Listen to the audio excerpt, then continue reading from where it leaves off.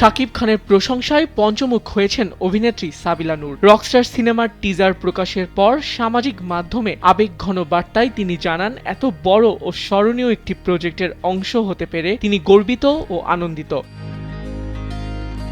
সামাজিক মাধ্যমে রকস্টার এর টিজারের কোলাজ ছবি শেয়ার করে সাবিলা লেখেন, শাকিব খান মানুষ হিসেবে অনন্য, তার কাজের প্রতি একাগ্রতা ও দীর্ঘদিনের অর্জনই তাকে আলাদা উচ্চতায় নিয়ে গেছে। বিশেষ একটি কাজের সঙ্গে যুক্ত হতে পেরে তিনি অন্তরের গভীর থেকে কৃতজ্ঞ বলেও উল্লেখ করেন। এর আগে 5 মে সন্ধ্যায় সিনেমাটির অফিসিয়াল টিজার প্রকাশ করেন শাকিব খান। নিজের ভেরিফাইড ফেসবুক পেজে টিজারটি শেয়ার করে তিনি লেখেন, একটা ঝড় অনেক দিন ধরে পথ খুঁজছিল, এবার সে আসছে পদ্মা কাঁপাতে।